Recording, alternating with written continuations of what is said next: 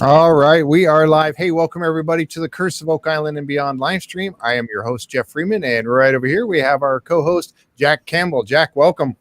Good morning, Jeff. And it took me a while to remember to say good morning, too. And today we have returning on a special request. We asked Karen Publicover to come back on the show because we had such a great time and we didn't get to all the stuff that we wanted to with her last time. So thank you very much. Welcome for coming, and thank you for coming back, Karen. My pleasure. So as we talked about, and we've had, an incredible amount of new members have joined the group since you were on just a week and a half ago. And there's quite a few people that have come on board that are familiar with you, but may not understand or may not have seen the other show. And folks, I got to tell you, if you have not seen our first show that we did with Karen like a week and a half ago, you really need to go check that out. It is on our Facebook group page. It is also on our YouTube channel, JFree906. You can go and watch it there. She started off by sitting outside with her back to the causeway, looking at Oak Island behind her, which was really awesome. And today we were hoping to get some outside. She was going to sit outside, but it's pouring down rain, I guess, right now, right? It is. If it lets up, we'll move outside, but I don't expect it will. I don't want you to have to get wet out there. No. I guess Hurricane Larry is moving his way through right now. And so unfortunately, we could, she has had some activity of some things going across the island, some trucks and stuff. So we'll talk about that in just a minute. But as I was saying, we've had so many new people that have joined the group and may not have watched our first show. I wanted to take just a moment and ask you about when you purchased the property where you are there at on the other side of the causeway, and how that all came about with buying that from Fred Nolan. Right. Well, I'm Fred, being one of the big treasure hunters on Oak Island and being in a major feud with Dan Blankenship, was not allowed to cross the causeway. The causeway is owned by the provincial government, but so he could go to the end of the causeway, but then he couldn't go onto the island because the causeway butts on private land. So Fred always had to hire equipment or a barge to float things over and to dig on his property. And Fred was always digging on his property. So that gets pretty expensive.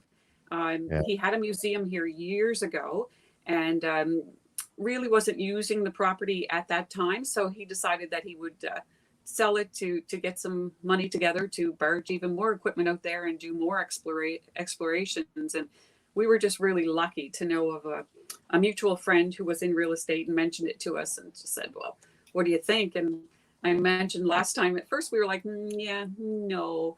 But then we were like, yeah, we got to have it. So it didn't look like it does now. We had to put a lot into it, but it's a great spot. And I'm so glad we bought it. Yeah, and we are too, because now you have with your Facebook page, I was going to say, because of your Facebook page that you have, it's called Oak Island from the Other Side of the Causeway. And folks, I do have that linked in our description below, also on Facebook and also on our YouTube page. So check that out. If you have not been there, you really need to go and check that out.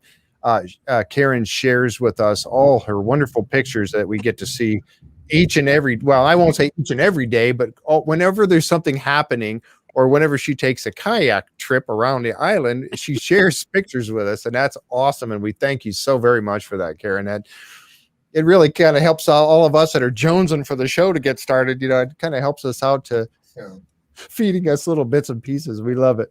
I think the one thing that kind of amused me was the fact that we had you on about a week and a half ago. And it wasn't, 2 days after we had done the show, things really started to happen with stuff going over the island and everything. They definitely were ramping up at that time. And it's been pretty crazy since then. But you say thank you for doing this, but it's kind of a little way for me to have fun with it rather than just the constant barrage of traffic and dust and noise and craziness that is Oak Island. Yeah. So it just, I started it 3 years ago, I guess now, just kind of as on a lark. And every time I get a follower, I'm like, oh, look, I'm up to 300 followers. That's crazy. And I think today I have 50,600 or something like that. Wow. Wow. It's amazing. And a little scary. I know. A lot Well, of that's kind of, yeah, and it really has to be. But there are then, and it just shows you not only how much interest there is for it for all Oak Island, but also for what you're doing. I mean, we are so very curious about what's happening over there, and you're giving us that bird's eye view, and the fact that you're not under any NDA, it also helps because you can talk about things that we love having the theorists on. We love having the cast members that we've had on from Oak Island. We absolutely appreciate them so very much, but they're limited on what they can say, and of course. so. Yeah, and because you don't have one, you can kind of share whatever with us. I just share Whatever what you I like. Exactly. One of the things one of the pictures we did not get to last time was, again, talking about the museum that Fred Nolan had. And I wanted to bring this picture up. This was one I believe you had said was on the wall inside the museum when you first got there. Yeah, so Fred had a lot of things, a lot of pictures, a lot of information, and in the building when we bought it. And he said, "Yeah, I'll just leave it. As a matter of fact, I've got a bunch more you can have." So we're like, "Oh, okay, that's fabulous, excellent." So he left them, and we have them, and we took them off, but because we tore down the section that was the museum, it was falling down, so we had to take it Oh, down. wow. Yeah. In an effort to preserve these pictures and documents. I mean, that was just one picture. I have many, but original newspaper clippings of when all of the people died on the island, and Right. Yep. really great stuff. So we were like, "Oh, well, we've got to get this stuff preserved." But Fred literally glued these pictures to a door. Wow. I mean, that's what it is. Old Verola door, if you know what that is, like a pressed wood. Oh, Wood yeah. product. I can. And Yeah, he but literally glued the pictures to that. So when we open them up, everything's so brittle. I mean, they just crack and fall apart. So as a result, now they're just stacked somewhere safe. But it's unfortunate because now people can't see them, and it's kind of a shame. And we spoke with Charles about possibly them taking them and seeing what they could do. We thought maybe jigsaw around the pictures and then have them reproduced or something. It's quite an undertaking, and he's got them nailed with spikes, so they weigh a ton.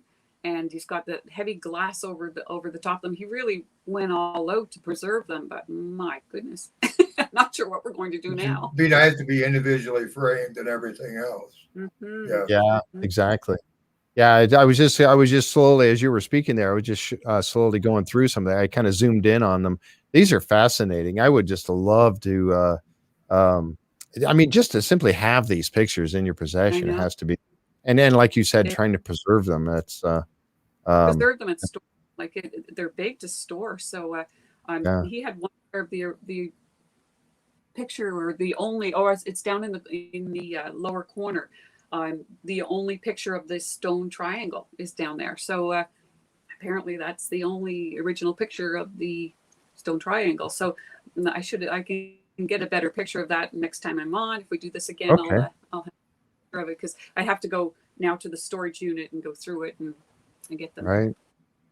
Wow. So this is great. And and like I said, I appreciate your sharing these with us, because these are fascinating. They really are. I mean, just, and have you ever thought about having your own museum? I know. Oh, good heavens. I can't imagine it. I toy with it now and again. If I open a little store here or something, maybe put those in as well, but it's hard to say. It's down the road, maybe. Yeah. We also a couple of pictures that you just recently sent to me. And this is now, we did talk a little bit about Robert Young and his property that he owns, Lot 5. Is that correct? It's Lot 5, yes. Yeah, Lot 5. And a website that shows all of his findings, which is a great spot. It's a great spot to see what he's found, because he's found a lot. Yeah, he really has. And yes, he does have a website, and I don't have that linked. Maybe we can get that linked for everybody if they want to see that and go and check that out. It is very interesting. I have seen that before. And here's a picture that you shared with us now. And this is a stone that he had found on his lot, I guess. Did he name it? Did it have a particular name for this stone, or what exactly do you know about this one? it didn't actually have a name, but the really funny story there is it's made Robert's metal detector because he was always looking on his property as well. And like I said, he found quite a few things, a lot of really cool things.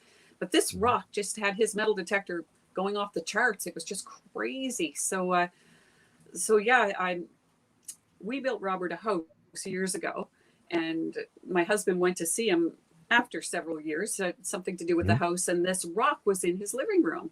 And Oh, wow. my husband's like, I have to ask, what is this? Like, why do you have a rock in your living room? Because it's pretty big. And he said, well, I spent so much money on it, I really had to bring it in. So apparently, because his metal detector off the charts, and he was quite curious and quite fascinated by it, he called Brinks. So maybe that's when Brinks came across the causeway. They did come across once.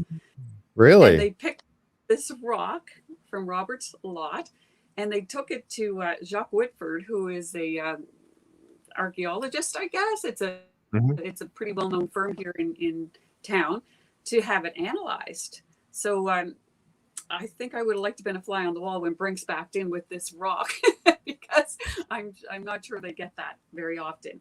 But it was inconclusive. They didn't, come up with anything, but it's a pretty cool rock. So he brought it home and put it in his living room for a very long time. Awesome. Yeah, that's awesome. I'd love to have. I mean, and you see the lines on it. At least he preserved it that way also. Yes, he did. And he really thought it was, of significant value. Obviously, he spent a fortune getting it picked up and getting it analyzed and the whole bit. Right. So, but yeah, it was so funny to see it in his living room, and we were just.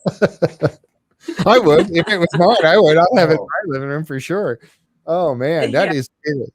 Go ahead. Yeah, it is very cool. It's very, very sad that Robert passed away in January, but I thought I'd share that little story with you because it's just, I could probably share all kinds with you because he was a super nice guy. And like Fred Nolan, please. Yeah. If you got on his property, you were there for a long time. And you took in a lot of information in a short time. And it was like, well, okay, try to remember all that stuff. Yeah. Now, that land is still in his family, correct? Yes. Lot 5, yeah. Lot 5. Wow. It's kind of sad, but we cruise by it all the time. It's really close to the osprey nest that I've shown you before. Yeah, it's really close to that. So, and he's got some wood carvings that he's carved himself out of trees and stuff there. But it's just really sad that he, like Fred and like Dan, I guess, never got to see what was actually on the island because they did dedicate their lives to it, really. Mm-hmm. Yeah, there's the nest. They're back? They come back to this every year, right? They do. Yeah, they do. The little ones have all flown away, but we still see them out there fishing pretty regularly. That's awesome.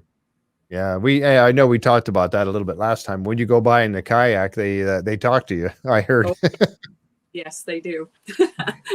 They don't like you getting too close. Right. Yeah. So, there's been a lot of activity recently, as you mentioned, and you've shared some pictures with us. I know of different pieces of equipment going across the island. And as I scramble here to try to bring up a few of these pictures, matter of fact, you just sent us one today. Let's see. And I believe there it is there. Let me show this one. Yeah. And I guess, went across. Go ahead. Yeah. Just went across 15 minutes ago, but Gerhardt's been hauling pretty big rock, not the great big rock that you do the rock wall with, more of the stone size, but they've been back and forth at least 15 times so far today. And yeah, so I don't know what they're doing. Either they're making another pad, or it could be they're working on the walls surrounding the island, but there's so much other stuff going on. I'd be surprised if they were doing that right now. Right. Yeah. And there's the dump truck there, and I can zoom in on that a little bit. Now, you said that's Billy Gerhardt's equipment company, or as it was pouring, so I just opened my window and took that picture of the window. Yeah, like I said, we certainly don't want you to go out there and get wet. Not at our expense for that. That's it's nice, but yeah, not that important. And that shows the boathouse right there. That's where the fire was. Is that right? Yeah, for sure. And it's still sitting there like completely empty to the studs, which is sad, but one of these days we'll get it. Yeah, unfortunately. Yeah, and you had made a comment too about these two folks right here. Are they back? And how are they doing? Bobby Dazzler. Yeah.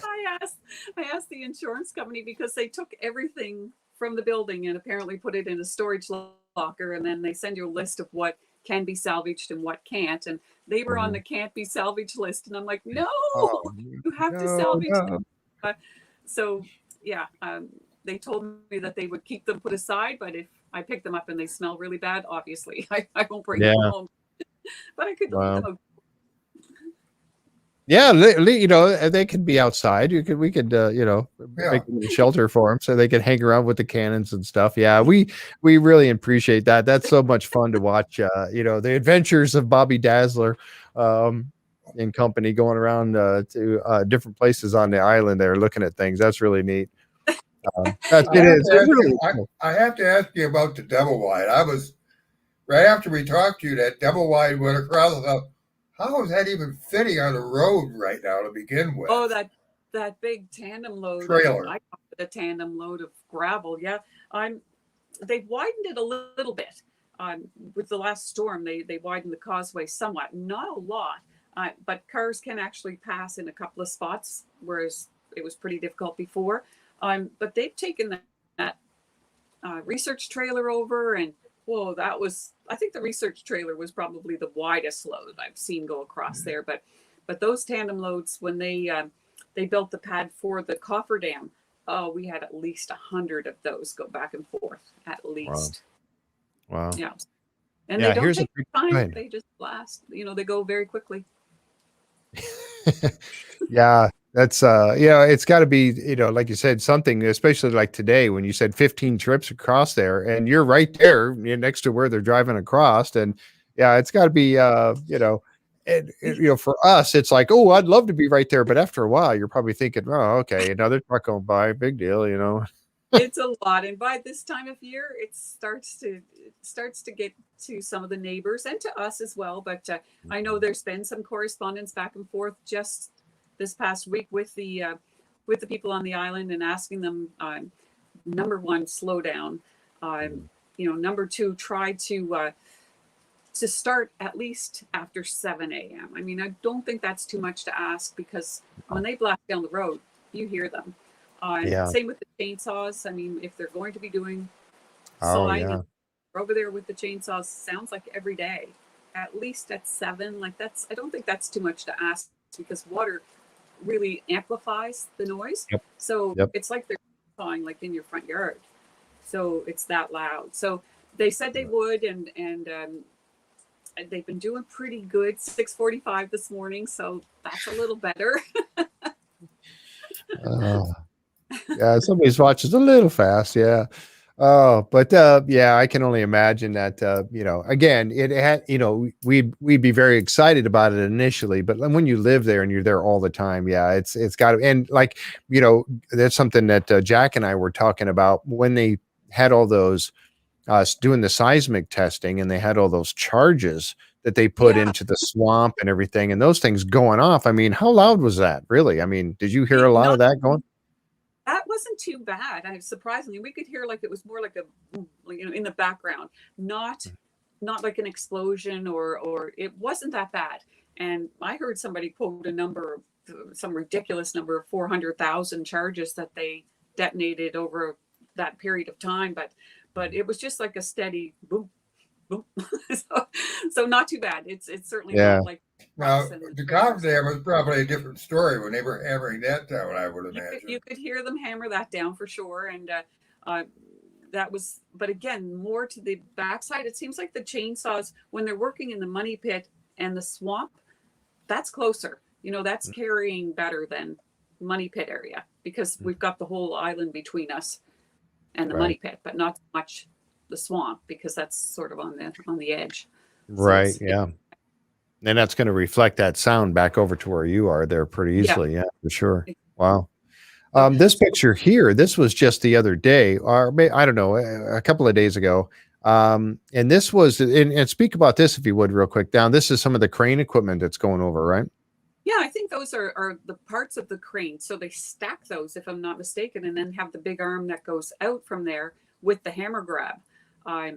So I'm expecting to see that equipment really. I thought maybe today, but it could be that Irving Equipment are very, very careful about the pad that this equipment sits on, and it has to meet a standard before they're allowed to bring the equipment over. So that could be why there's so much more rock going back and forth. Maybe the pad just was not perfect. So, but yeah, I think that's like the base pieces that go up, and then the big crane I expect today or tomorrow. Right. Now So these do tracks. they stage them somewhere off of the island until they come over? No, they take them right over, and they've got them stored all up in the Money Pit area. I had really hoped to get out last night on my kayak to take some pictures, but it gets dark too early. So by the time I'm home from work, it's dark. So or almost.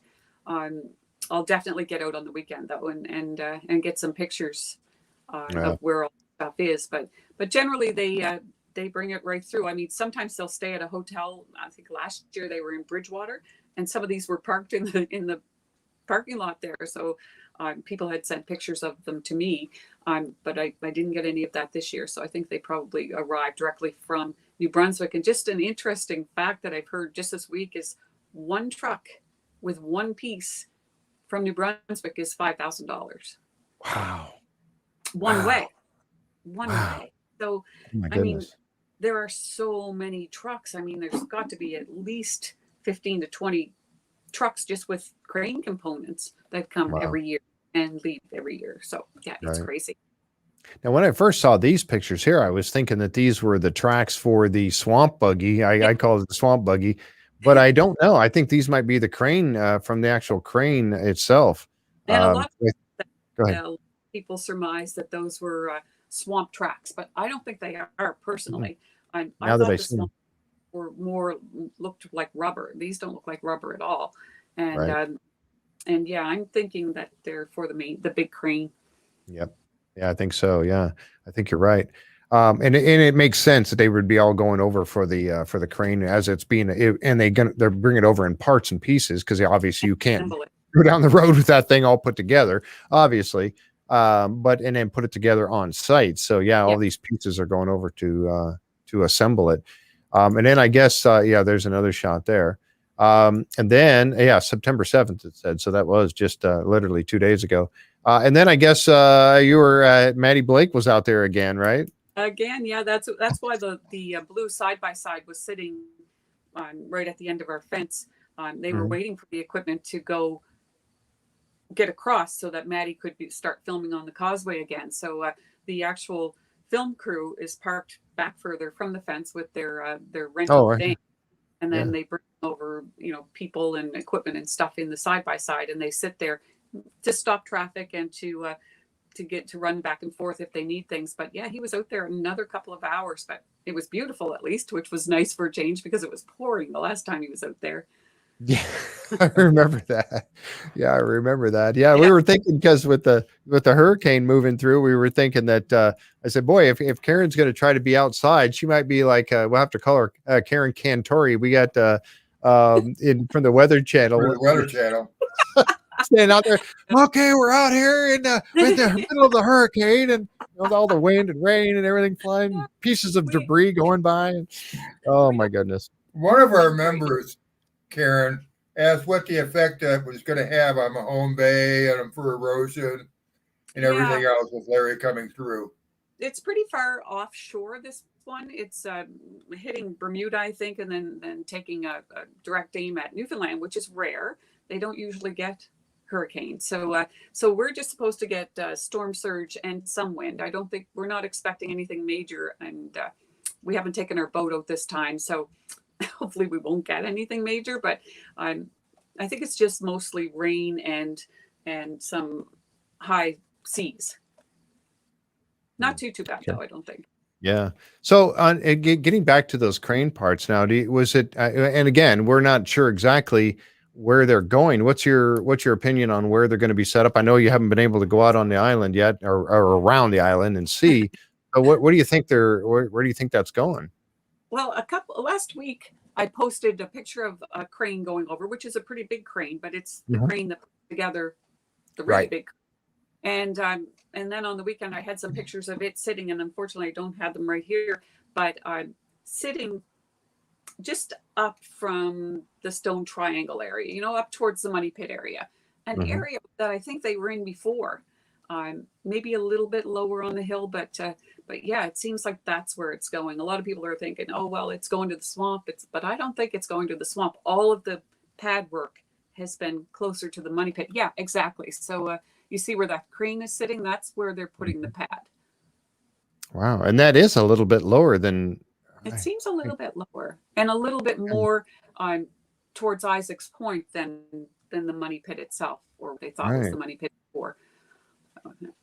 So, my thinking is that, and again, I know you're not here to talk about so much about all your theories about the island, or unless you really want to, but, when I, when I saw this, I was thinking to myself, well, if they're going to bring over the large crane, and if we see the hammer grab go across and we see caissons going across, then, that would mean that possibly Vanessa, I don't know if it's going to be, Vanessa Lucido and Rock Equipment Company. But if we see all this stuff going across, we know that they were doing exploratory drilling with Choice Drilling out there. You shared those pictures with us. Yes. So this would almost indicate that maybe they hit something that they want to take a closer look at with a large caisson. Is that kind of what you're thinking? Or, what do you think? One of the guys did tell me that they had a couple of very interesting finds. So it could very potentially be, why they're doing this, why they're bringing in the big crane again. I was told that about 3 weeks ago, maybe 4 weeks ago. So it would take some time to organize that, get the pad built, get them in. But yeah, he seemed quite impressed with what they found. Yeah, that's really interesting. That is right up there. Yeah. So I'm looking up at this other screen. Now, this one here, this is kind of the one that really intrigues Jack and I, because he and I are both very interested on the wood anomaly they found in the swamp last season, right at the end of last season. Is that you think this is work in that area right there? I do. That seems like it is working that area, really close to the road, and where they were talking about putting the cofferdam. Right. Yes. It's really close to that, and I know that I think they were blocked on permits there. Rick mentioned that they had permit issues, so that looks like the area, that's where the cofferdam was supposed to go, out into the swamp and then into the ocean, and block that whole area off so they could go down. Right. Maybe since they couldn't get the permits, maybe they're just going down without them. Yeah.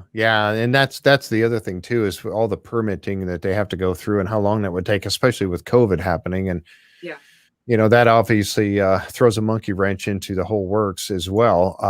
But yeah, this was very intriguing to see that they were actually doing something with that swamp area again. And we looked at some of the pictures that you had shared with us previous to this, where it looks like they've kept the swamp drained pretty much all summer, and because of that, the green vegetation has actually started to grow on the ground in there.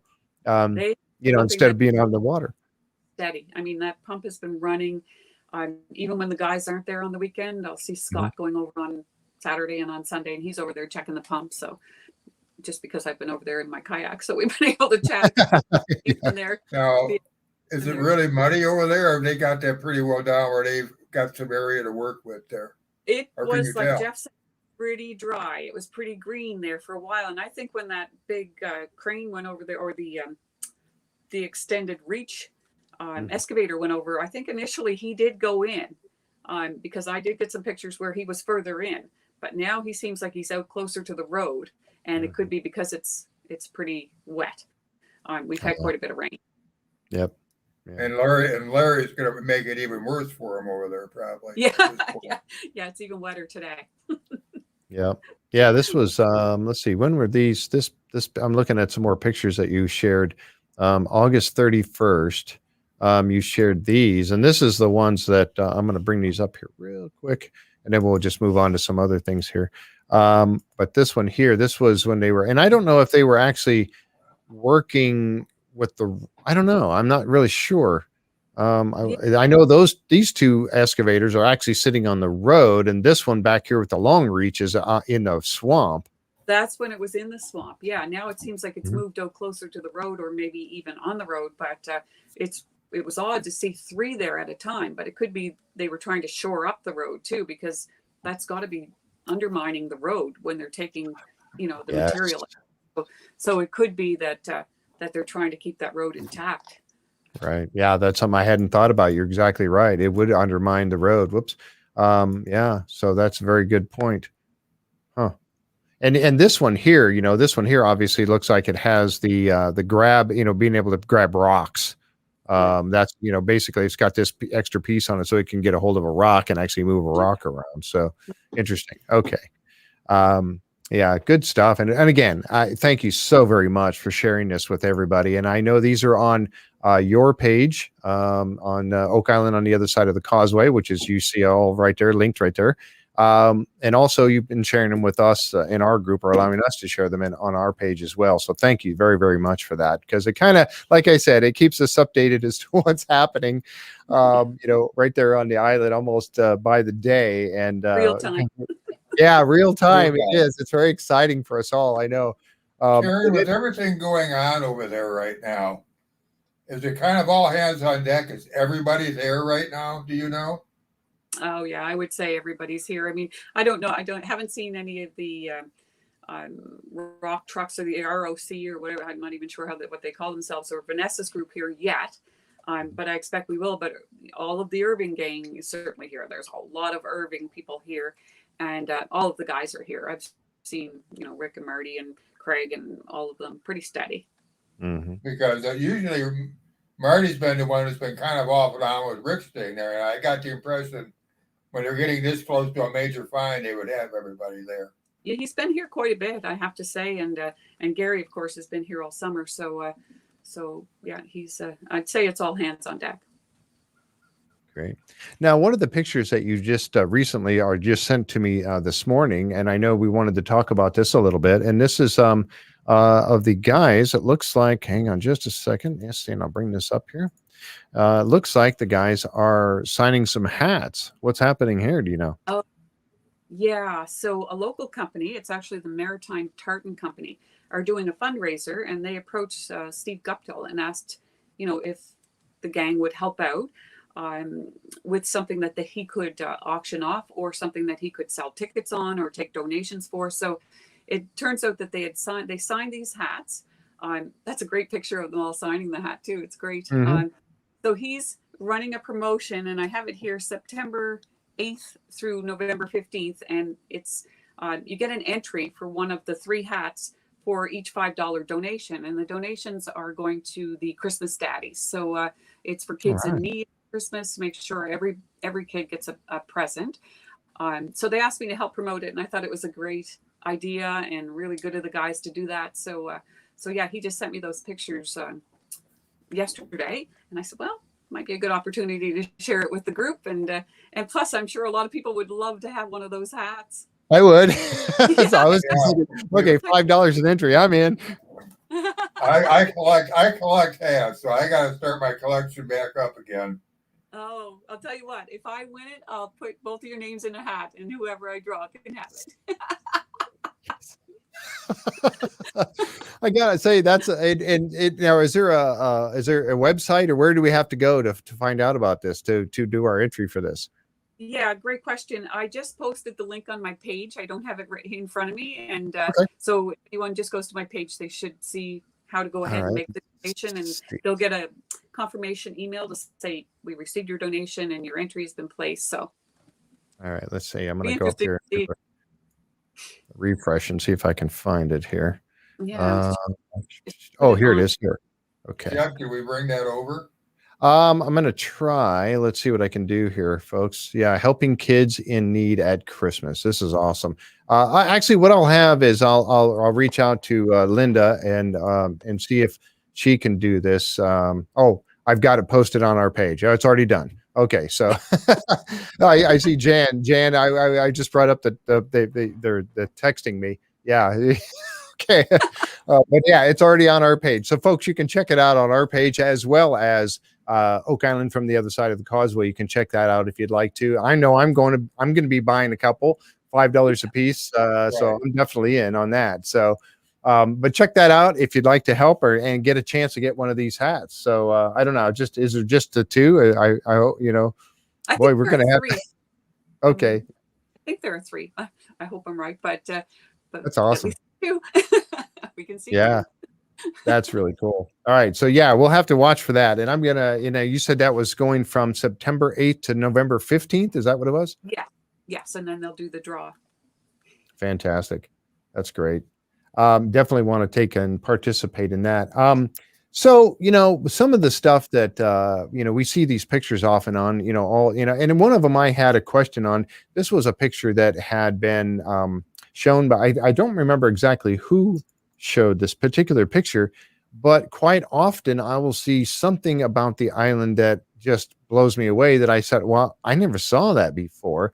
Now, I know this isn't from ancient times, of course. I'm going to bring this up here real quick. And I think that I reached out to you and I saw this picture of these, they look like concrete pillars of some sort of a pier or tie-off area. Do you know what these were from? Yeah, I think that was where the old mill used to be. And Scott Barlow has also reiterated that was where there used to be an old lumber mill on the island. And I think I mentioned in the last podcast that the big mill wheel is still on the bottom of the ocean out there, which is really cool. But yeah, I think that was a wharf that they had when that mill was operational. And if I'm not mistaken, I think it's in the area where Dan found that humongous shoe. Bigfoot. Oh, wow. Wow. Yeah. So in relation to the island, whereabouts is this at? Or where? I can see that, like from my boathouse, I can look right across at that. If you know. Oh, what I mean. Okay. All right. Yeah. So it's to the left side of the causeway, and I'm almost to the point of the island. I guess I'm directionally challenged personally, so I can't. Don't know. Oh, I have. Yeah, that's really neat. The sun is shining. Oh, yeah. Wow. Shining. So now we just need one of the things I wanted to ask you. I have never heard this before until recently, and I've heard Smith's Cove and I've heard Smuggler's Cove. And someone sent me one of these things that nobody can really figure out. You can't. I mean, it was actually one of the neighbors asked me, Karen, what is the cove called? Why are there different names on the cove? So I took a picture of 3 or 4 different maps that I just have here, stuff from old magazines or books or Fred's old stuff. And it's all different. Like that, I sent her 3 different names. So there's Smuggler's Cove, there's Old Smith's Cove, there's so many different names. And what they call Smith's Cove now is not referred to as Smith's Cove on Google Maps or on any of the old maps. Right. That's actually the cove on the other side by the swamp. So I don't know if it was the show's narrative that changed it or when it got changed, but it's confusing. Yeah. Yes, it is for sure. I know some of the old maps, and John Edwards and I did a little kind of a shorter little pre-recorded video about the maps of Oak Island, some of them. And one of them, because we know that Smith bought of the 3, Smith, Vaughn, and McGinnis that found, originally found the money pit, and he bought those lots that are right over there in that area. And so we figured, okay, that's why they're calling it Smith's Cove after he purchased that land right there, leading out to Smith's Cove. So that's, we figured that's when it would have changed if somebody changed the name of it. And what was it before that? So yeah, I don't know. It's but on some of those maps, it shows his property. They show Smith's Cove right there because that's where his property fronted. There's a Sheridan's Cove, and there's a bunch of different names out there. So I couldn't answer her question. All I did was send her 3 different maps, and she's like, "Oh, take your pick, take your pick or your era in time." Yeah. So, I was just looking at some of the questions that folks have asked here. Let's see here. One of them, I guess, was talking about, Stephen was asking about the well, it says your home, but it's not really your home. But the property there, other than the things that Fred had visible out there, like the pictures of on that door panel and things like that. Did you find anything, stashed away, anything in a wall or anything like that around the? Well, I mean, we found that big set of train wheels. Oh yes, that's right. That were buried in the yard. Yeah. So, well, he used it as a bird bath for years, apparently, but the guys were looking for those for a long time. so that's pretty funny. Cool. Yeah. And there's an old oak tree out here that he had a temporary service on years ago, and the service has grown completely into the tree, which is pretty cool. Now that tree is in pretty bad shape. I don't think that was all that good for it, but just to give you an idea how old it is, I mean, it's completely enveloped the pipe. So yeah. Wow. But I found a cannonball. That's pretty cool. Oh wow! Cannonball, yeah. It's I don't even know if I could put my hands on it. Well, I could. It's in the old museum, but yeah, I was just out with the metal detector. Just there's swamp adjacent to our property, and I found the cannonball there. So just about the size of an orange, but it's a cool find nonetheless. And of course, we have the cannons. Yeah, exactly. I know it's just so neat. All that artifacts. I'm going to call them artifacts because that's what they are. You've all these artifacts that you have around there, and metal detecting. Oh yeah, for sure. I'm pretty sure you've covered the entire property that you own there and looked pretty extensively, I would imagine, right? Well, I do have a metal detector. It's so cute. I had my 9-year-old granddaughter just took a big interest in it this week, coincidentally. So we were down on the beach, and she's swinging the metal detector, which is a little bit bigger than her, but she's like, dig there, Nanny, dig there, Nanny, dig there, Nanny. And I'm like, oh, that's a lot to ask of Nanny. That beach is like rock, to try and get down. Oh yeah. I was trying to find that I know is there. I've seen there. I showed it to Gary, but I cannot find it because they had found one on the island, and they made a really big deal out of that last year. And I was like, but that's the same as the one I have on my beach. Like it's bolted in there, so I know it's there, but since I saw that, I can't find it. So I had her down there swinging the metal detector. There's a lot of rockweed there, so it's really hard to see, and the tide has to be pretty low. So I beach. I'm like, oh my goodness, can somebody else please go dig for that child? She's finding all kinds of things, but mostly nails. Yeah, well, if you watch Gary doesn't do his own digging. He always has a digging person there with him. So yeah, so that was you. You were the digging person. I was the digger, and that's way harder. Yep. Yeah. Jan just texted me. She wanted to know what's your favorite spot on the island and why. On the island? On the island. On the island. Yeah, that's tough. I just really liked going around the entire beach and looking for glass and things because it's all so cool, and there's always deer and there's always foxes, and it's just a really cool. The entire island is super cool. Yeah, I would have to say so too. I would just love to be able to. And one day when I do get up there, I plan on.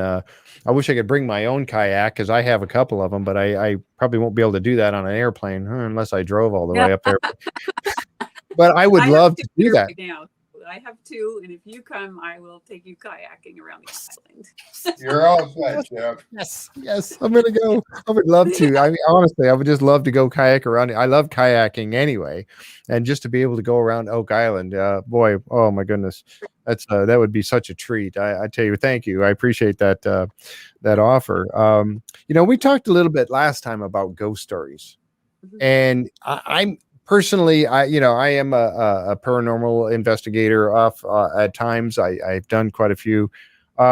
Sure. Do you have other, and we just barely touched on it last time. Do you have some ghost stories that you want to share with us? We did have a friend show up for the weekend, and she was so excited to show me what she had. She wouldn't tell me what it was until she got here, but it was, it looked like a Geiger counter, I think they're called, but it literally said ghost detector on it. Ah, okay. Probably an EMF detector, I would imagine. Yeah, EMF, electromagnetic frequency. Yeah. And it was apparently a movie prop that somebody had gifted her, and she's like, I know exactly I'm going with that. So, and she's a believer, and Mhm. I am too, to a certain extent. My husband is like hogwash. Anyway, we wanted to go and try this thing out, and where better than Oak Island? So, Yeah. it was getting pretty late in the day when they arrived. They came from northern New Brunswick, so we're like so keen and so excited. And my husband's like, "You cannot go over there around that slippery beach in the dark. Somebody's going to break a leg. Like, it's dangerous." So he volunteered to take us, as much as he's not a believer. He took us in the boat around to the cove where the swamp is, whatever that's called, and dropped us off. So we're walking around with our ghost detector and taking some pictures, and she actually ran up to look in the money pit because she wanted, and this was before the guys were there. This when it was just old wooden fencing around the money pit area. So she had a look there, and had her detector there, and she's like, I think it's moving, I know it is. And we're like, okay, well, now it's starting to get pretty dark, but we wanted to go down to where Smith's Cove is now and see they've had that headstone there, the monument for the Restals. So Yep. so we walked around to that on the beach, and she was up at the money pit. So she's like, "You guys, are you down there?" And we're like, "Yeah." And she said, "Nobody's hiding to scare me, are they?" And we're like, "No." No, we wouldn't do that.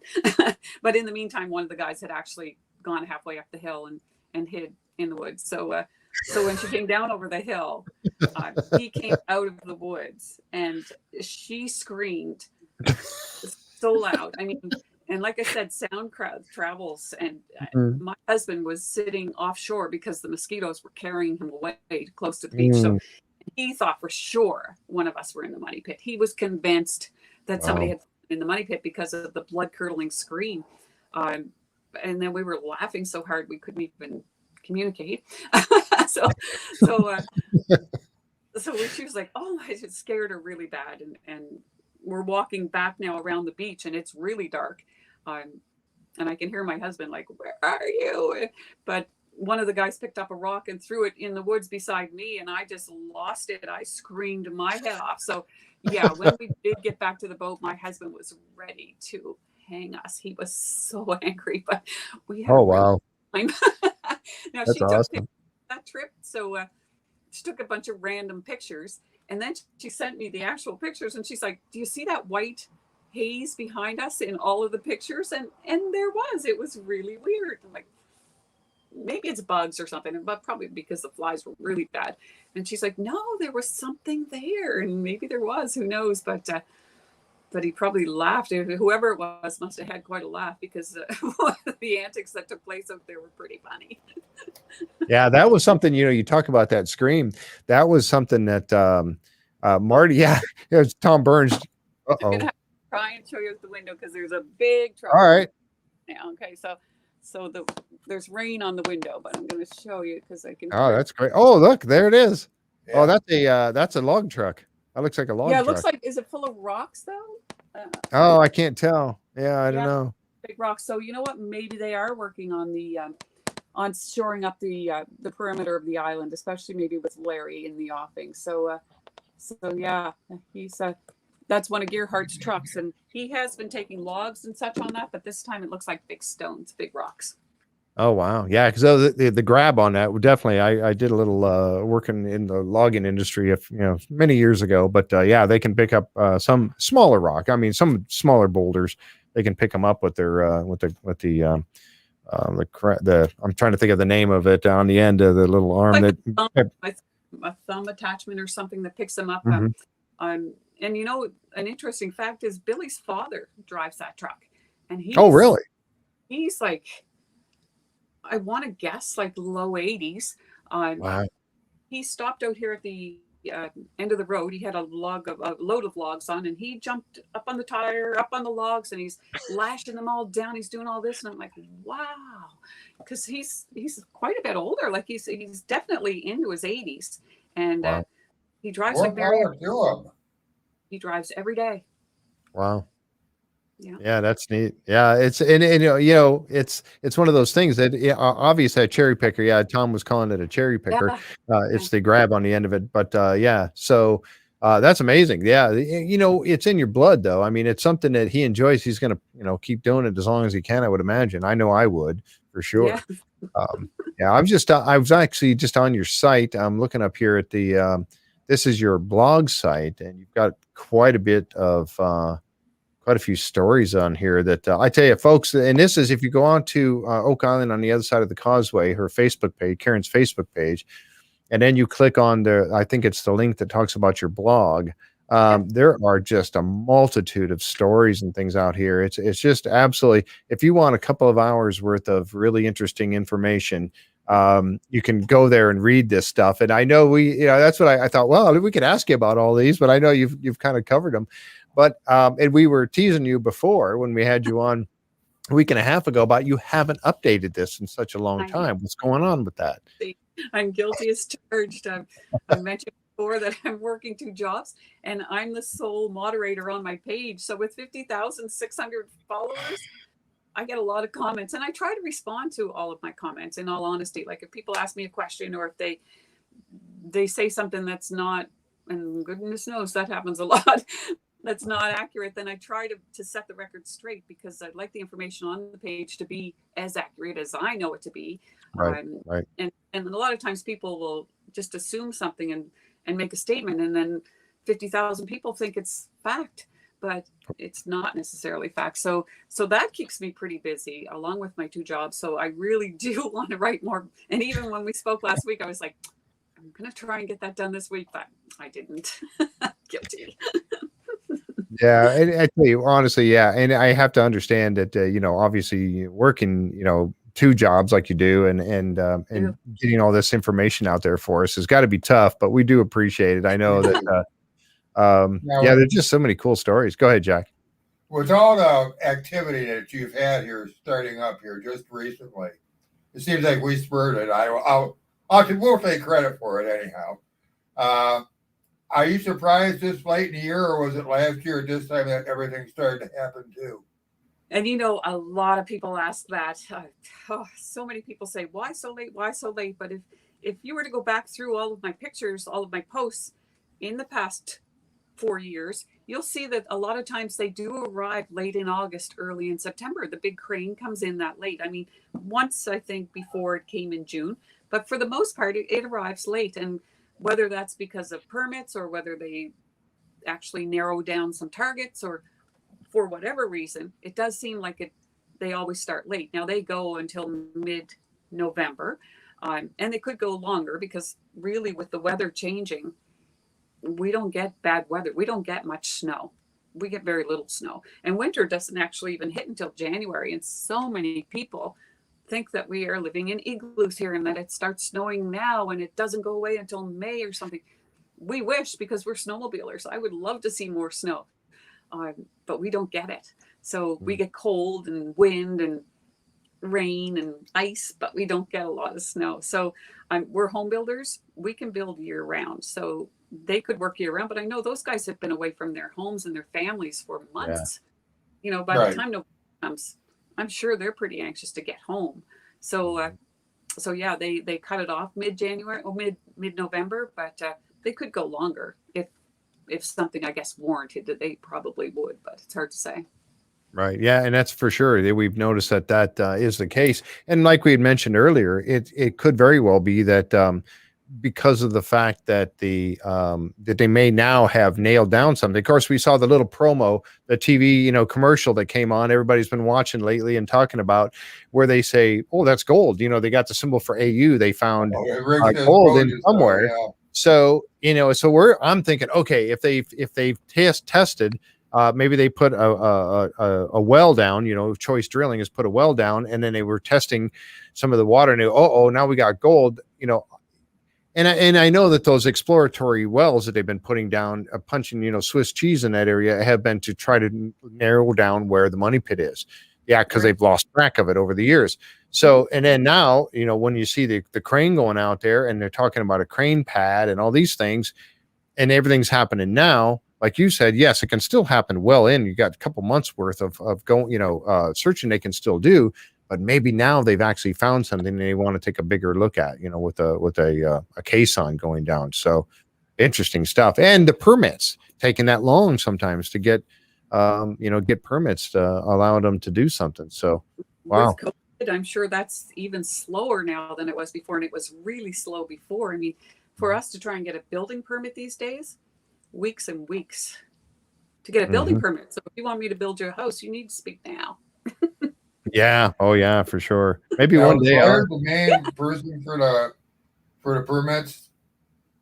Are they paying for them? Is Laird the main person that's doing the permit process? Oh, you know what? I don't know the answer to that. I'm not sure who would be in charge of the permits, but I wouldn't have guessed Laird. Maybe Doug. I think Doug might be more involved with that, but it's hard to say which of them.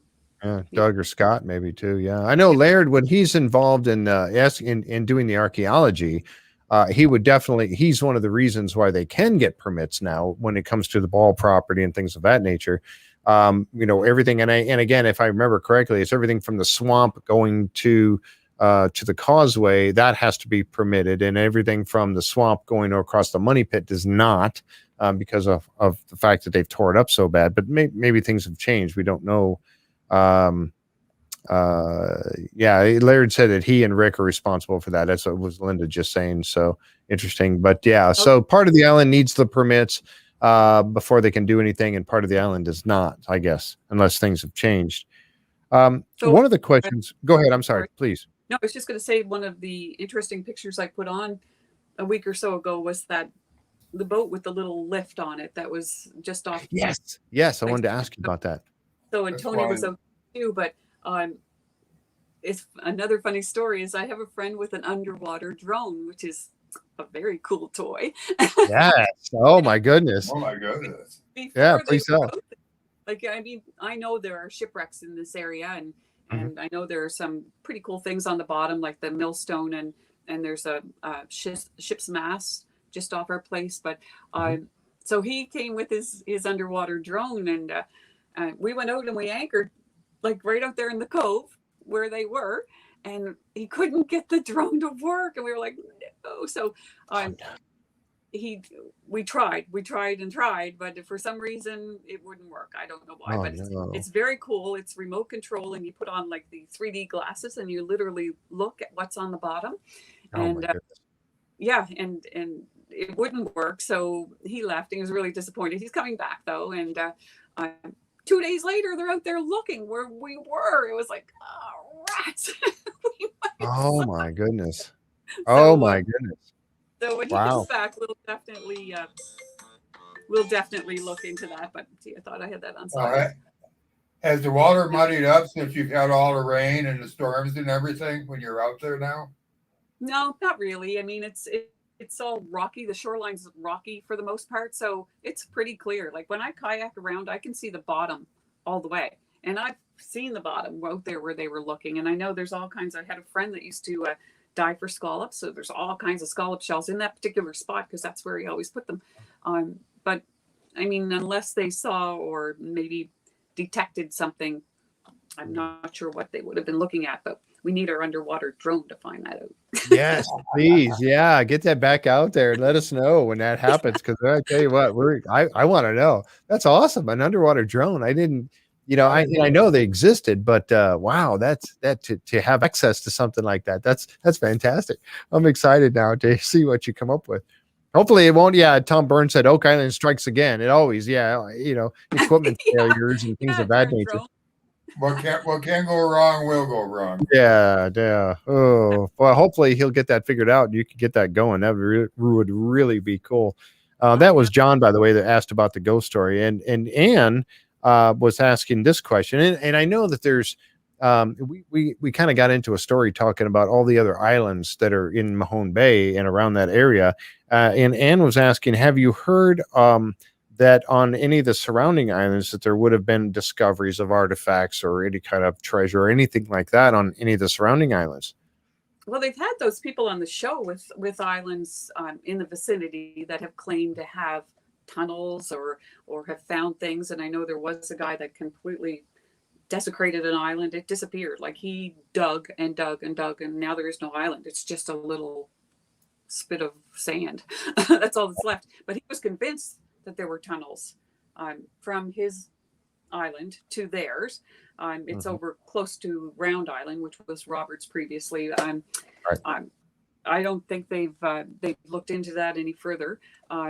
So no, personally, I haven't heard of too much around. I mean, I stop on all of those islands and look for beach glass, and always looking around, but so far I haven't found anything other than glass. Yes. Yeah, speaking of your beach glass, I mean that we talked about that a little bit last time, and I wanted to. I'm going to show this picture. This is really cool, folks. If you haven't seen, and I know you and Karen sells necklaces and things like that made with this beach glass. I'm looking for my picture now. Where is it? I've got a picture now. This is just the. Why can't I see the picture here all of a sudden? Oh, there it is. That is really cool, and I guess I'm a little ignorant when it comes to what exactly. It's obviously glass. Where does it come from? Where does beach glass? Well, lots of different places. I mean, years ago there was no garbage pickup, so a lot of homes had just places on their property where they dump things. A lot of that was close to the ocean. There's been a tremendous amount of erosion over the years, so eventually that washes out and in and out and in, and it really, really smooths the glass so that it's round. It's not sharp at all. It's very frosted. It's been in the water a long time. It takes a long time for beach glass to actually get that unique shape and that frosty appearance. And Right. a lot of beach glass snobs around that say, "Oh, that's not real beach glass." They can tell from a big distance away that it's not. Sorry, I hear a truck. I'll just look. Oh, that's that tandem truck coming back. So yeah, they're still working away out there. But so and then we also find pirate's glass, it's called, and it's very, very, very thick black. You wouldn't even think it was glass unless you picked it up and put a light behind it. So it's from bottles and jugs and things that pirates had, apparently. There was one certain that they would wear on their sides that they always, and it was a rounded bottle. And I know Tony and some of his buddies have found some of those on the ocean bottom intact.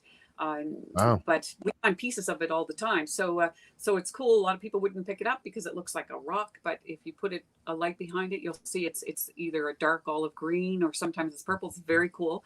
So, and there are marbles as well. The marbles used to be used as ship's ballast at one time. So really? Wow. They load of marbles in their vessels and they dump those out and put their cargo in and away they go. So I'll just grab a few. I've got some. Yes, please. Yeah, show us what you have there. She showed me one earlier. Really? I know. Linda has a necklace with the.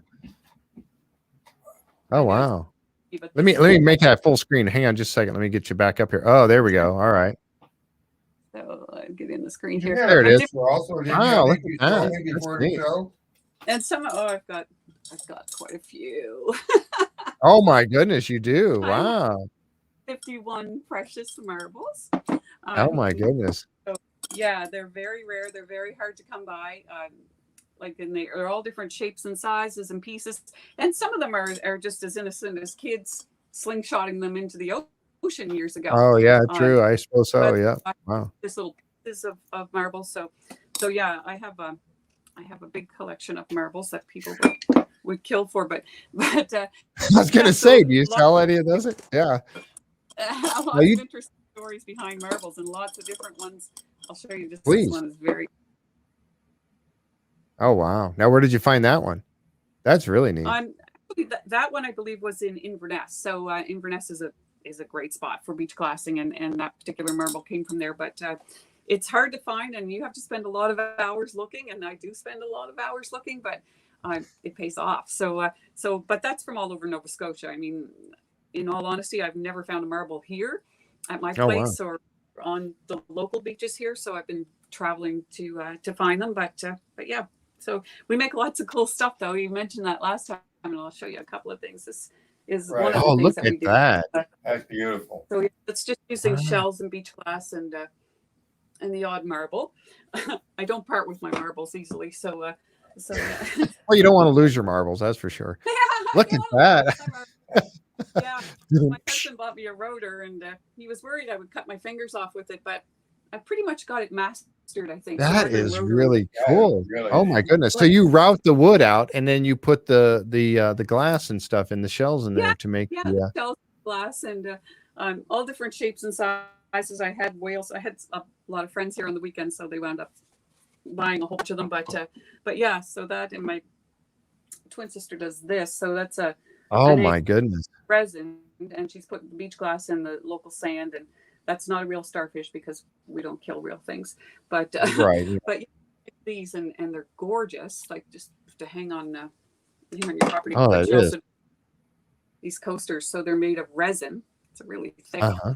Again, it's got the beach glass and this local sand and a starfish in it. Really cool. So we do lots of really cool things with rocks and driftwood, and yeah, she's got these things that she. Oh, that's We're always awesome. picking up things on the beach and doing something with them. So when we pick something up, we're like, okay, yeah, let's try this.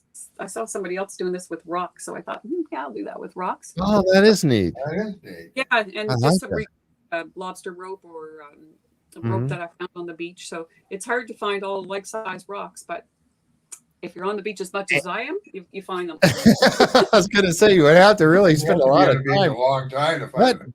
that coaster you had, that resin coaster, that I really like that. Yeah, that right I know. there. That is Yeah. really neat. Now these are things that you're selling on where would you find these? Where would we find Yeah, these? so my twin sister she does a lot of the resin work. So she has a Facebook page. It's Curie's Art Portastic, and I can put that on my site. But she sells a lot of these. The problem is shipping. Canada Post is hugely expensive. So, like, a lot of people will buy the gnome, for example. Everybody wants a gnome, the little pirate gnome or whatever. But she sells those for $25, and it costs $20 to ship it. So, Oh man, yeah. oh, Yeah, it's- you're it's- losing all your profit getting it there. Yeah. Well, I well, mean, it it's- wouldn't I be mean, pass that first along pay to. for it. Yeah, exactly. I mean, I would, and I know that going in, when I bought the hat that I have right there, I got the Salty Dog Sea Tours hat from Tony yeah. Sampson. Yeah, Yeah. and so and I don't mind paying for the shipping because I understand that you're not going to give up all your profit in the shipping cost, It's to so send it. expensive. So So the bigger things like the driftwood and stuff, some of it's really dry, like it's been in the ocean a long time, so it's not so heavy, not so hard to ship, but some of it's pretty heavy. So all of us, I don't even usually promote those because I know how expensive they are to ship. But wow. So I would have to come by then. Is there do you have a local a place, a shop or anything like that a person can stop by and see these?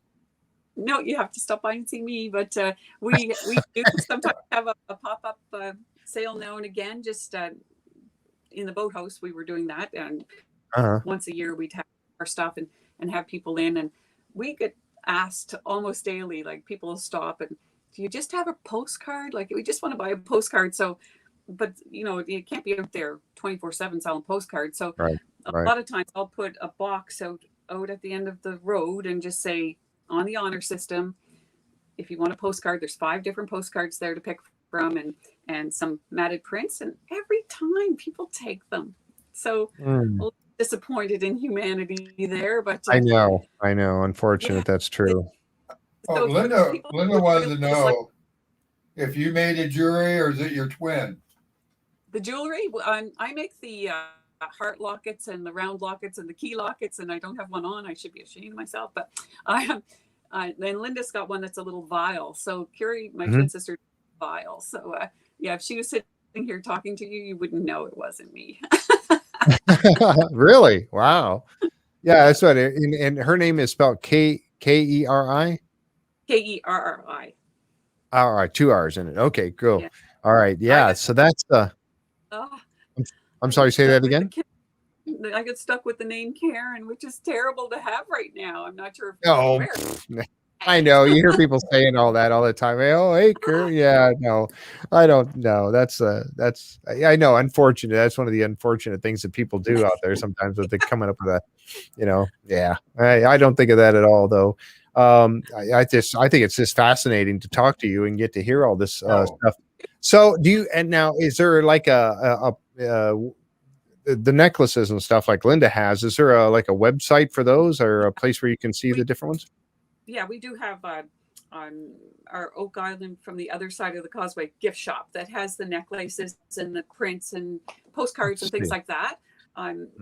We haven't put the heavier or the bigger items on there because of the shipping, but if somebody was interested in that, we could certainly find out how much and tell them what it's going to cost to ship it, and then certainly ship it. But so our gift shop page has all of the smaller things. Like you can get a face mask with a picture of Oak Island on it if you want. Really? Yeah. Oh, I'm gonna have to get one of those. That's awesome.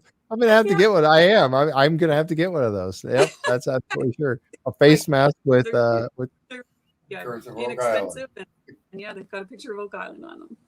That's awesome. I was just looking. I'm on your let's see, Oak Island on the other side of the causeway. Oh, shop now. There we go. Okay, I think I found it. Yes. Okay. Yeah. So if you go to Oak Island from the other side of the causeway Facebook page, and then you'll see a button there, and I'll show real quick. I'll show this. I got to stop sharing that screen and share a new one. And just take a moment here. Bear with me, folks, while I do this. And there, and there. And there we go. And it's this blue button right here. If you click on this blue button, shop now, it will take you here. And then you can see Art Pal. This is the Art Pal is doing this for. And here's where you find the pictures. And some of these are just awesome. The cantina right here, and Rick's oak, Rick's oak tree. Right the here. Drill truck is very cool too. That drill truck. When we first bought our property, Dan Blankenship had that drill truck sitting behind his house, and that's a pounder. So that pounded every day, all day, bang, bang, bang. It was enough to drive you around the bend, in all honesty. And luckily, after a while, it would break down. So we might have a week or a week and a half where there was no pounding. Dan wasn't putting holes in his property. It was a big relief. The day that truck broke forever was a very happy day here.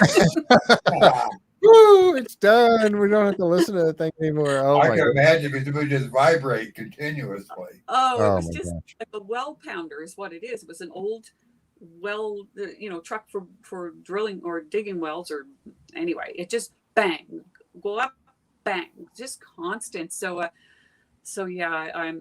it's funny now to look at that picture and think back what a nightmare that was. But when it died, we were happy. Yeah, I'll bet. Yeah, these are beautiful scenes. That's what Sharon was just saying. Sharon just came up and said, beautiful scenes. I'm slowly scrolling through these pictures. Here's the cannons and the boathouse and the sunsets. Oh my goodness. These are awesome. Yeah, did you ever date the cannons? We are having them dated. Actually, the same gentleman that was here with the underwater drone has connections in the cannon community. So he's having a gentleman come in from New Brunswick to finally date those cannons and tell us some history on them. So we're really looking forward to that. Yeah, that'd be great. We're going to be interested in finding out too, for sure. If you get those dates, because that's interesting. Now, were they from, pirate ships or, well, all ships, I think a lot of ships in that era had to have some sort of protection just in case. Yes. So it didn't necessarily mean it was a pirate ship, but true. just neat to. Yeah, they're pretty cool. And there are 2 or 3 different style cannons here. It's not just one particular style. So he has to come in and they measure them and there's quite a procedure, I think, to dating them, but yeah, it's happening. So you could have 2 or 3 different countries, in other words. Yeah, be very interesting to know. I can't wait till he comes back. Yeah, for sure. Yeah, I'm just scrolling through. Here's some of the sea glass and different things and the resin, keychains and necklaces and. I know. I especially, I love your pictures on the page of the sunsets. Of course, I'm a sunset person. They're breathtaking here. I mean, it's every day. It's just a different canvas. It's so beautiful. And in the mornings, especially now, because the sunrise is not as early, and I don't have to be up at 4 and 5 to see the sunrise. So this is when they really, really are beautiful this time of year. So you'll be seeing lots more of those. Yeah, that's what Wow. Linda was just saying, that we all have the calendar that has several 12 different photographs of different pictures that you've taken. That those are really cool. Yes, it's hard to pick the pictures. Like Connie's I can waiting on me imagine. to pick 12 pictures, and definitely doing the drill truck this year and the old canteen. That was very popular when I posted that the other day. People are very fascinated with the old canteen, and it's still there. It still sits Yep. close to Dan's house on the island. So Have yeah, they ever finished Resto House? Do you know that they showed on the TV show? it's yeah. In some of my pictures, you see it up there. It still looks pretty rough. I don't think they've done too much on it this year. It's up on the hill behind where the crane is sitting now. You can see it in some of my pictures. So it looks to be about the same as it was last year. I don't think they've gotten back to that this year. Probably a fall project, I would think, or winter. Yeah, sure. Wow, these are. I'm sitting here going through and looking at these pictures. I'm just fascinated. They're just beautiful. You have a very good eye for picture taking. I'm just kind of exploring that myself, trying to get into photography. But man, what a beautiful eye you have for picking Oh, a great scenes. This is really, really nice. Connie, I have to give credit where credit's due. Connie is a professional photographer, and she's done the. She's Connie Publicover is her name. She looks after the whole gift shop page. She's had her art shown on Times Square many times. Wow. Water drop photography and some really one-of things. So she did they actually allowed her to come over to the island and take some of those pictures. So of the canteen and the drill truck and Rick's tree and they were selling them in the gift shop before COVID. So she did all of those. I do the sunrise and the sunsets and the equipment and all that stuff, but she's done some of those and they're gorgeous. Yeah, they really are. One more. I'm going to bring up another picture here that you had. Let me. I got to do some clicking here, but this was a sign you sent today, and I wanted to talk about this just for a moment and see if we could. What's going on with this? Now we know the island was closed for tours, but so yeah, and then you sent this picture over to Oak Island is closed to the public. Yeah, so that just went up yesterday, and I think it was a response to some of the neighbors' concern about the volume of traffic, not just equipment traffic and worker traffic, but tourist traffic as well.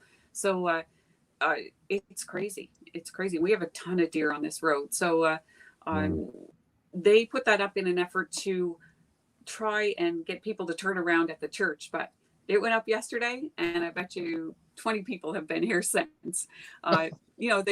They still come in, and I was so happy because just Friday they took the sign down that says island closed to visitors. That was on the end of the causeway since COVID. And I was saying, please just let people go there and turn. Like, it's not too much to ask. People get really upset. I had one lady just really, she lit into my husband the other day, and he was just letting her know that the island's closed and you can't go out there. And she's like, well, I came, I forget where she came from, but she was not very friendly, and she was really angry that she came all this way and couldn't go out there.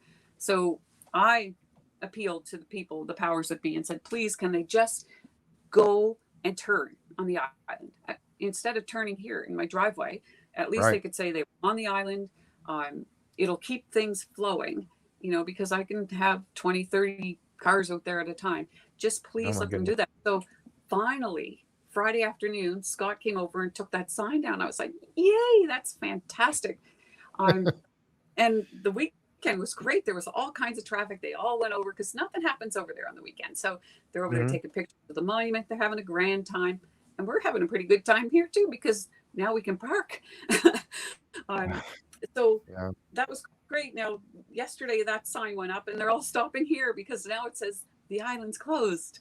So they're still coming in, but now they're stopping here again. So I had a few days reprieve. It's over. Oh, well, you'll have to talk to somebody about that again, because now it's they want them to stop back, but people are still going to go down to the end, even though the sign says closed. Well, let's go right to the end and we can get a picture or something. can see it. They can get the picture. So yeah, a little frustrated with that, but Oh, it's yeah. A lot more tourists now since they lifted the restrictions. Oh yes, for sure, for sure. Last year was really quiet. This year, a little, the restrictions were not as tight, but since they opened the borders, just these last few weeks it's been really busy, really, really busy. Yep. Well, I tell you what, we've been going about an hour and 20 minutes here, and I just wanted to ask real quick that I know it goes by so quick. I thought I was telling Jack, yeah, we should probably keep this to about an hour so we don't take Oh, Karen's time up all day long. Because I know last time it was about an hour and a half or so. But I did want to just say if anybody has a question or anything they'd like to ask that we haven't asked already, we'll start to wrap this up. But I thought we'd maybe I've been trying to watch the chat. Yeah. Oh, yeah. And again, so Deborah asked the question, Karen, do you make your own jewelry? So I think we've kind of talked about that. yep. Let's see. I was just gonna Karen, go ahead. have they been on the ball property a lot this year? Can you tell? I'm a little bit. I have seen big groups of guys, like you'll see them walking over Dan's property with the cameras on their shoulders and all their equipment. I've seen them heading over that way 2 or 3 times. Not as much as I expected, but they have been there. You will see that on the show, I'm sure of it. Yeah, for sure. How much have you seen Gary around much? Gary Drayton? So I just ran into him on Sunday. I think it was Sunday. I have a new electric scooter, which is my new best friend, and we left here. My daughter and her husband and our granddaughter and some friends. We scootered down to the Mug and Anchor. So it was about 20 kilometers from here on the trails. And we went in, and when I walked in, Gary was sitting with a whole group of people. He goes, "Oh, there's that lady from the other side of the causeway." And I just picked up and went out on the deck, and we had a bite. And when I was leaving, he was at the bar. So I went over and got a hug, and he's like, "So did I see you going by on a scooter?" Or maybe it was his buddy that said something about a scooter. And I said, "Yeah, we came here on scooters." And he's like, "Wow, that's pretty far." And I said, "No, we didn't walk." I mean, they're scooters. Yeah. And it'll do 60 kilometers an hour. Not that we were doing that, but they're pretty quick. And he said, "I always knew you would join a gang." Oh, jeez. Gonna have the jackets pretty soon with the name on the back, Yeah. But you never know what Gary's going to say. It's always something funny. Yeah. Well, you had mentioned that before, that he's one of the funniest people. And you kind of get that impression when you watch the show. You kind of get the impression that he's a comedian to begin with. Really I know you shared a couple of stories with the last time. That's really neat. Let's see. Brenda had to go. Brenda Dixon. She's one of our very active member in our group. Excuse me. Brenda had to go to work and messaged me and asked me to pass along, thank you for joining us today. Oh, that's cool. Yeah. Brenda and Tom and everybody, that was Tom, passed that on for Brenda, but yeah, Brenda's very active in the group and she just wanted to thank you. She had to leave early. She couldn't stay because of work. Tom also was very active. Yeah. And Tom as well. Tom Burns. Yep, for sure. And Patty said, love hearing from you. And, it's just getting a lot of great responses. And I know we did last time too. We had so many people that were fascinated by what you had to share with us then. And also today, I mean, this has been wonderful again. And then, like I said, folks, when you see a truck going across, it's happening right now. You were talking a minute ago and you could hear the truck and you look out, it's just a dump truck going across, no big deal. Right. We were hoping to get my camera. How long did you stay during the year there, Karen? How late do we stay? Yeah. It depends. Usually October we head to our other cottage and spend the winter there, but I'm back and forth pretty steady, and this year even more because they'll be working on the boathouse all winter. So I expect to be here a lot, and I love it. So it's no hardship for me. I just bring my work with me and sit in the boathouse and work, but it's going to be tough, like I said, because this year it's torn apart. Lots to be done over there, but I'll be back and forth pretty steady. Wow, yeah, that's really great. And like you said too, that the fact that the winters are kind of mild there as far as snowfall and all that, that you can stay, and it's not it gets cold, and obviously if there's no insulation in there with the no interior, you said there's stud walls and stuff inside, so Yeah. it'd be a little chilly. Last year Yeah. we had the pump and it was toasty warm all winter, so I could come and go as I pleased and stay over if I wanted to, and it was great. So yeah, hopefully we'll get that at least that much done before it gets cold. Yeah, for sure. Well, again, I'm going to thank you. We're about an hour and a half, and I don't want to keep you. I know you got things to do. And we seen the sun was shining there for a little bit, so hopefully you'll get back outside. It's cloudy again now, so hopefully there he doesn't do too bad on you. yeah, rain all day today and tomorrow, but then sunny on the weekend, so it's all good. Yep. Jack, did you want to add something there? Or? No, I want to thank her. We really enjoy hearing from you and find out what's going on and what you know and what you do. We really appreciate it. I know our members do. Yeah, excellent. absolutely. Well, it's fun, and we'll do it again sometime, maybe if something interesting happens. Yeah, for sure. And again, thank you so much for sharing the pictures and everything that's going on the island. Like I said, we all love the show, and we just want to I've never been there. And again, I was planning to go 2020. That was my year to go and get tickets and everything. And then of course, COVID and now I've been fighting to try to get out there, and the tours are closed right now. And so I can't wait, and when I do, I've got a lot of people like yourself I'd love to meet in person. Knock on the trailer. Hi, it's Jeff. It's just me hoping to bother you for a moment to say hi. Don't fire a cannon at me, please. Yeah, don't shoot any cannons at me. Or park where it says no parking. There's a sign right there, folks, next to the fence. You see the privacy fence is a big, and yet there's cars parking right there in front of the sign. So don't park there. Let her know that you're coming, or if you know her or you think or whatever, just don't park in front of the sign. I mean, come on. I'm actually shocked just because I thought for sure there would be one there right now, but at this particular moment, there isn't. Oh my goodness, that's crazy. Yeah, just be courteous when you go up there. Be kind. Don't walk into the boathouse. I mean, you were telling us a story about people just coming in the boathouse. Hey, hi, you guys are having dinner. You're like, oh yeah, we're just here looking around. No, this is our private, right? Yeah, it happens. People just walking in. Well, thank you so much. And folks, don't forget to check out Oak Island from the Other Side of the Causeway. There's links there to her shop where she has all this wonderful stuff that they're selling and everything. Help her out if you can. There's some beautiful things there. I know I'm going to be doing a little more shopping there for Christmas, I think, as well. I did buy one of the pictures there already of Rick's oak tree, and I know Linda and Jan have too. So, but check that out if you want to see more of those. And hopefully when Karen gets more time, she can start writing again and keep us updated with the blog. I know. I keep pushing on that. I know. I'm sorry. I keep it. I promise. It's just you do very good stories, and it's very entertaining, and that's why I say that. Writer. Yeah, absolutely. I think you do a very great job with that. But again, thank you so much for coming on today again. And when you have more to share with us, we'd love to have you again sometime. So it's been wonderful. I just love talking to you, and I know everybody enjoys hearing it. So thank you very much for that. Thank you. Yeah, everybody's commenting about thank you, Karen. Thank you, Karen. We love to meet you. Yeah, so again, thank you so much. All right. Well, if you don't mind, we'll go ahead and wrap it up. And Jack, is that it for you? How about it? That's it for me. All right. All right. Well, you have a great rest of your day, and thanks again for coming on.